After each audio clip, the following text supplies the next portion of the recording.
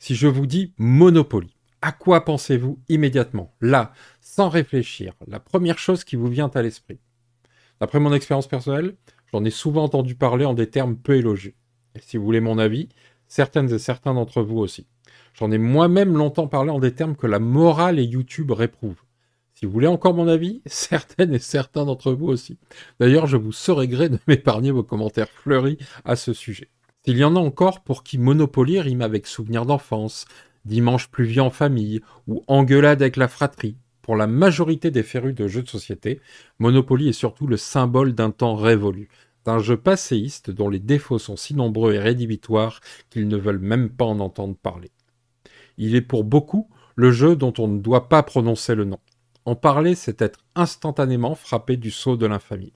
Avec sa dizaine de milliers de nouveaux jeux de plateau sortis sur les 2 dernières décennies, il est en effet un peu dommage de réduire le jeu de société au seul Monopoly. Surtout que, depuis quelques années, d'autres propositions ludiques trustent les meilleures ventes, comme le blanc-manger coco ou le ski-jo par exemple. Citer le Monopoly dans un reportage revient à taxer immédiatement le travail du journaliste de paresseux, de recycler encore et encore un même sujet sans le mettre à jour, voire carrément de l'accuser d'être à côté de la plaque. Voici quelques jeux de société, vous les connaissez Sophie, voici le classique, le Monopoly. Pourtant, ça reste quand même un référent culturel, pour un certain public. Il ne faut pas oublier que les médias qui parlent encore de jeux de société, en prenant Monopoly comme référence culturelle, s'adressent à une audience d'un certain âge, pour qui l'âge d'or des jeux de société, qui a commencé début des années 2000, n'a pas eu lieu. En tout cas, ces vieux médias pensent cela. Selon moi, ils se trompent. Et un Time's Up, un blanc-manger coco, un aventurier du rail ou même un ski-jo semble être aujourd'hui un bien meilleur référent culturel. Heureusement, ça bouge côté médias de masse. Il n'est pas rare de voir une mise en avant de la richesse du secteur. Ça bouge timidement, mais ça bouge. Je dis timidement parce qu'en France, c'est très rare que ce sujet s'émancipe des quelques fenêtres d'exposition auxquelles il est cantonné, comme la fin d'année avec Noël et son fameux lot de jeux sous le sapin, ou alors les quelques sujets tendances comme l'arrivée des bars ludiques, le boom des jeux de société pendant le confinement, qu'est-ce qu'on en a bouffé de ça, ou alors la vente aux enchères exceptionnelle, qui somme tout en passant les de moins en moins exceptionnelle, vu que à chaque fois, ça se vend plus cher. Timide aussi parce que très peu de personnalités médiatiques parlent de jeux. Pas pour vendre un produit dérivé de leur propre travail, mais bel et bien pour dire je suis joueur ou je suis joueuse. Alors que statistiquement, il y a de nombreuses joueuses et joueurs parmi les personnalités médiatiques. C'est une évidence. À mon sens, c'est parce que les geeks n'ont pas encore pris le pouvoir en France. Et non, je vous vois venir, il ne faut pas être geek pour apprécier les jeux de société. Bien heureusement. Mais ce sont eux qui en sont les meilleurs ambassadeurs. Pour prendre l'exemple de l'outre-Atlantique, un pays dans lequel c'est beaucoup moins timide, de nombreuses personnalités défendent leur amour des jeux de société. Ils sont cool, ils disent que c'est cool, alors cela devient cool.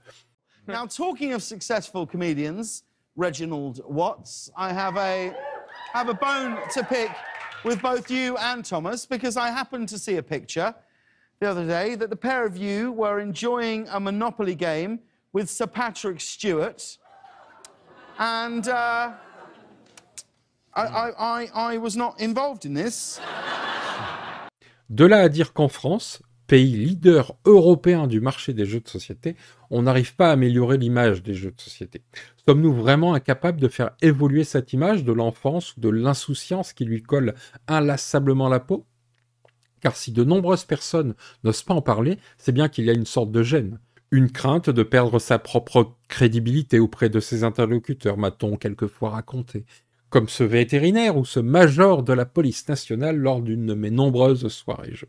Regardez-moi, ai-je peur pour ma crédibilité de parler ainsi du Monopoly? Que nenni! Parce qu'on peut penser ce qu'on veut du Monopoly, mais une petite partie en compagnie de Sir Patrick Stewart, entre autres, à titre personnel, je ne dis pas non.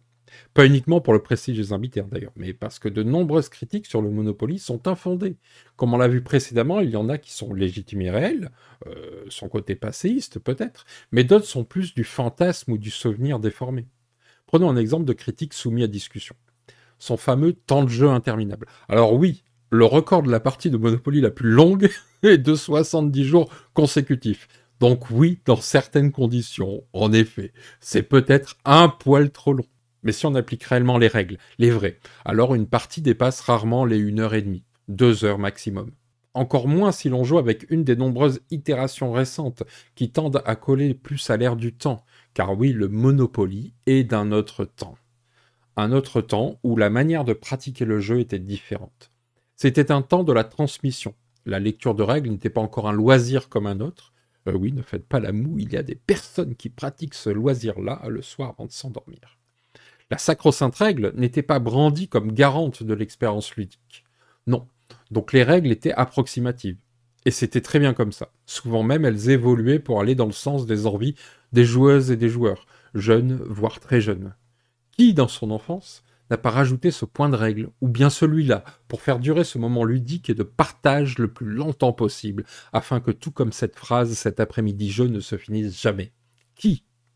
Du coup, on garde le souvenir d'un jeu interminable et déséquilibré. Alors oui, il est d'un autre temps. Personne ne va dire le contraire. Mais interminable et déséquilibré, pas sûr. Dans quelques années, il soufflera ses 100 bougies depuis le début de sa commercialisation. Il s'inscrit donc dans une époque qui est la sienne. Mais n'est-ce pas ça, la culture ludique ? Ne peut-on pas regarder un jeu à l'aune de ce qu'il représente en tant que patrimoine culturel, plutôt qu'à vouloir sans cesse le comparer à des jeux plus récents, dont la proposition ludique est parfois bien plus faible que celle du Monopoly, mais qui s'inscrivent plus dans une réponse ludique plus contemporaine ? Car oui, les envies des joueuses et joueurs évoluent. Parce que les envies, d'ailleurs, les habitudes aussi, les pratiques, tout évolue. Si certaines sont induites par la demande, comme les jeux solo par exemple, d'autres sont induites par les propositions des autrices et des auteurs, comme les jeux Legacy par exemple.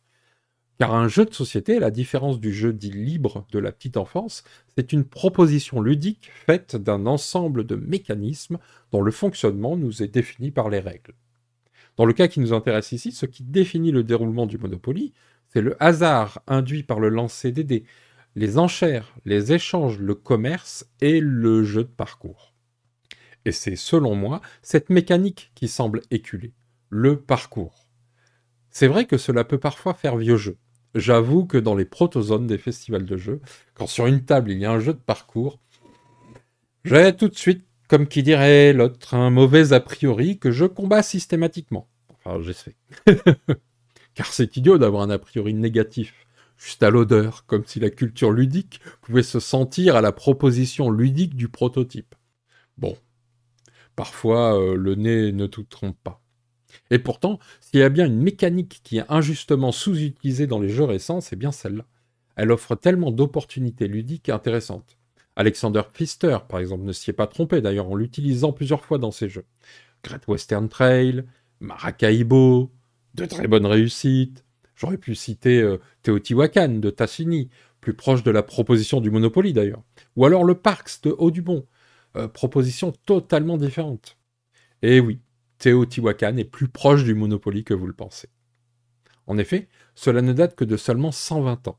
Cela semble très vieux, surtout dans un monde où domine la surproduction ludique, mais à l'échelle de l'histoire des jeux de société, c'est très jeune. Même si on n'a pas de date exacte sur l'apparition des premiers jeux de société, on estime que ses débuts sont entre 10 000 et 3 000 ans avant Jésus-Christ. Autant dire que ce n'est pas nouveau. D'ailleurs, si on va plus loin, on pourrait dire que le Monopoly tire son inspiration du jeu le plus connu de l'Égypte antique, le Zéné. Certes, quand on voit la peinture retrouvée dans la tombe de la reine Néfertiti, jouant au Zéné, on l'imagine plus en train de jouer son destin dans l'au-delà pour négocier son droit à accéder au royaume d'Osiris, plutôt que son droit à accéder à la propriété d'un hôtel rue de la Paix. Malgré tout, le Zéné, étant un jeu à mi-chemin entre les dames et le jeu de loi, y voir une affiliation avec le Monopoly n'est pas si tiré par les cheveux. Il partage déjà cette appétence pour le jeu de parcours, sauf que les jeux de parcours possèdent toujours un début et une fin, qui consiste à amener son pion, ou ses pions, dans le cas du backgammon par exemple, d'un point A à un point B, souvent du départ à l'arrivée. L'affiliation la plus directe est évidemment celle du jeu de loi, dont les origines datent du XVIe siècle, je crois. Sauf que le génie de Elizabeth Maggie, l'inventrice du Monopoly, c'est d'avoir fait un parcours sans fin. Car oui, si on se replace dans le contexte de sa création, c'est du génie, du pur génie. En tout cas, je ne lui ai pas trouvé de précédent, et s'il y en a eu, dites-le moi dans les commentaires, je me ferai un plaisir d'y jeter un œil. Cette piste sans fin est une innovation majeure dans l'histoire des jeux de société. Une véritable innovation, c'est-à-dire l'amélioration de quelque chose d'existant, en l'occurrence le parcours. Je précise car souvent dans les commentaires que l'on peut lire ou entendre de ci de là, une des critiques qui revient souvent au sujet des nouveautés qui inondent le marché, c'est celle de n'avoir rien inventé, qu'on a déjà vu ou revu tel ou tel jeu. En creux, parfois même, on peut y entendre une certaine complainte appelée blasitude. Pour moi, la majorité de ces commentaires se trompent. Il y a énormément d'innovations. D'innovations techniques sur le matériel, sur le procédé de fabrication, le procédé de création, sur la majorité des propositions ludiques. Énormément d'innovations. Parfois réussies, parfois ratées, voire totalement ratées. Mais un mauvais jeu ne veut pas dire qu'il ne possède pas d'innovation. Et inversement, un très bon jeu ne veut pas dire qu'il a innové sur une des mécaniques qu'il utilise. L'innovation est à décorréler des qualités ludiques d'un jeu. Donc jeter à la cheminée un jeu pour le simple fait qu'il n'innove pas ou qu'il n'a pas réinventé la roue n'est pas un vrai argument. Cela ne veut pas dire qu'il n'y a pas de jeu à mettre à la cheminée. Bien sûr qu'il y a des mauvais jeux, avec des propositions ratées et de piètre qualité. Il faut contextualiser un jeu, dans sa proposition, dans son marché, dans ses filiations, où il se place sur la frise de la culture ludique. Culture ludique, alors cela peut sembler pompeux, mais ça ne l'est pas, c'est primordial selon moi. Car il ne faut pas prendre en compte seulement l'objet jeu quand on en parle, mais aussi celles et ceux qui le pratiquent. Car n'oublions pas que les joueuses et joueurs sont l'ingrédient indispensable de la mécanique ludique. Et donc, leur parcours ludique compte autant que leur culture ludique. Pour le cinéma par exemple, si l'on montre un film d'aujourd'hui, à un spectateur d'il y a 70 ou 80 ans en arrière, il y a fort à parier qu'il ne comprendra rien, dans le sens où le langage cinématographique n'est plus le même. Le montage par exemple, il y a des tas de cuts ou de transitions qui nous semblent normales, à tel point que notre cerveau n'y fait même plus attention aujourd'hui. Mais pourtant, il a fallu des décennies pour arriver à cela. D'abord pour faire accepter ce qu'était le cinéma, faire comprendre que ce n'était pas le théâtre. Pendant longtemps, les cinéastes ont fait des fondus au noir, par exemple, pour simuler le tombé de rideau. Eh oui. Ce que je veux dire par là, c'est qu'il faut aussi que les joueuses et joueurs, spectateurs consentants et actifs de l'objet jeu, s'imprègnent de cette nouvelle culture, de ses codes et de son jargon. Il n'y a pas si longtemps encore, la notion même de point de victoire n'était pas si évidente que cela pour de nombreuses personnes qui découvraient les jeux de société les plus récents. Car dans les jeux les plus populaires, la notion de scoring était assez rare et plutôt de niche, même si on peut considérer le Scrabble comme étant dans une plus grande niche. La majorité des propositions ludiques se basaient plus sur l'élimination des adversaires ou atteindre un objectif le premier. Je pense que c'est sans doute les jeux vidéo qui ont popularisé la notion de scoring dans le game design ainsi qu'auprès des joueuses et joueurs. Note pour plus tard à étudier la question. Certes, les jeux de société, tout comme le monde, n'a cessé de s'accélérer, de plus en plus vite, et ce depuis les débuts du monde moderne, encore plus ces dernières décennies. S'il a fallu plusieurs centaines d'années pour passer du jeu de loi et ses dizaines de milliers d'itérations au Monopoly, il n'a fallu que quelques dizaines d'années pour passer du Monopoly à de nouvelles propositions. Je trouve ça fascinant, cette capacité à digresser à l'infini. Enfin, pas tant que ça. Il y a quand même une logique dans cette vidéo, vous le verrez à la fin.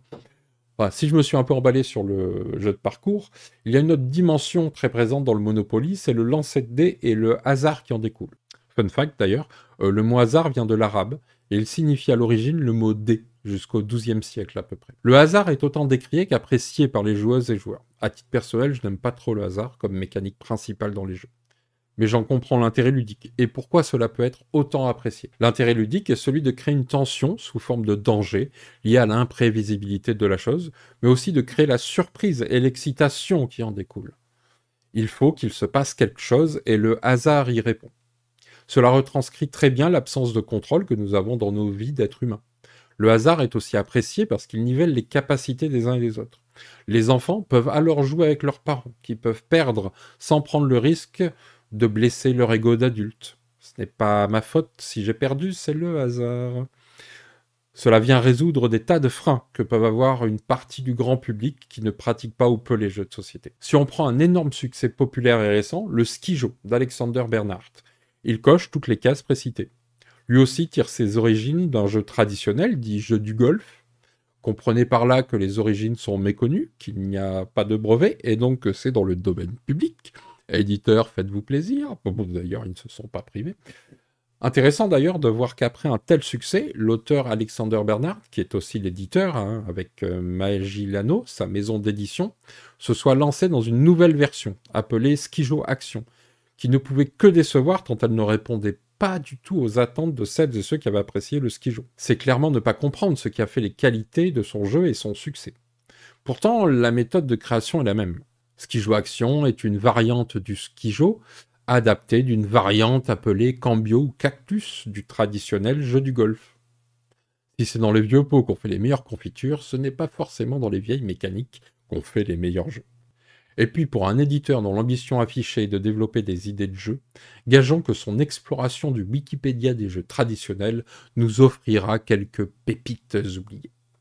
Comme quoi, un jeu traditionnel, sans réelles innovations, peut quand même être un succès populaire, malgré les milliers de nouveautés qui sortent chaque année. Si on laisse le hasard des cartes, pour revenir au hasard des lancers de dés du Monopoly, on se rend compte quand même que l'histoire des jeux de société est scindée en deux grandes catégories. Les jeux avec une grande part de hasard, comme on vient de le voir, et à l'opposé, les jeux avec une absence de hasard, plutôt basés sur la réflexion, comme les échecs ou le Go par exemple. En réalité, je pense qu'il y a même une troisième catégorie, les jeux d'adresse ou de dextérité. Mais si, vous voyez très bien de quoi je veux parler. Il existe des jeux, c'est comme ça, insensibles aux effets de mode. La marelle, bien sûr, en fait partie, mais le classique des classiques, c'est sans conteste le jeu de billes. Les billes, une grande partie de mon enfance, ce que l'on appelle communément les jeux de pichenette ou pichenotte pour nos amis québécois. Si plutôt dans la vidéo je pouvais regretter la faible utilisation du parcours dans la création ludique, autant dire que la pichenette comme mécanique c'est la niche de la niche. Peut-être parce que comme le parcours, la pichenette est associée à une image séculaire de la petite enfance, comme les billes par exemple, ou l'image des jeux en bois, comme le carom. Si le carom est à peine plus jeune que le Monopoly, d'après ce que l'on sait, la pichenette est une mécanique dont on trouve les traces dès l'Antiquité. Le jeu s'appelait la tropa. Le nombre de personnes qui s'y sont adonnées dans l'histoire est juste hallucinant. Une si belle longévité pour si peu de propositions aujourd'hui. Heureusement, il y en a quand même. Du siècle dernier, Subuteo, au plus récent Pitch Car, High School, en passant par À la conquête des catacombes, sans oublier le dérangeant et interdit aux moins de 18 ans Fist Them All. Vous n'étiez pas prêts? Moi non plus à l'époque. Au moins avec la pichenette, point de hasard. Seulement de la dextérité. Voilà qui serait parfait pour les allergiques du lancer de dés, celles et ceux qui, comme moi, ont des spasmes musculaires à la simple évocation du hasard. Un Monopoly pichenette. Non, ce serait pas sérieux. Et pourtant...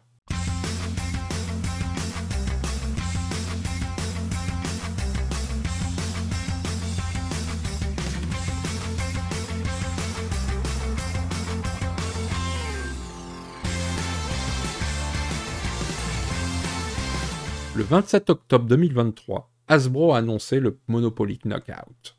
Si, c'est vrai. C'était pas une fausse annonce générée par un prompt ChatGPT. C'est une vraie, nouvelle, surprenante proposition ludique. Alors les puristes s'époumoneront, à juste titre, sur le fait que dans la publicité du jeu, les joueuses et joueurs pratiquent le lancer de palais plutôt que la pichenette. Mais malgré tout, quel bonheur d'envoyer ses adversaires en prison par une simple chiquenaude. Peut-être qu'il est temps d'arrêter de mettre une pichenette au Monopoly et d'accepter le fait que le Monopoly, c'est aussi de la culture ludique.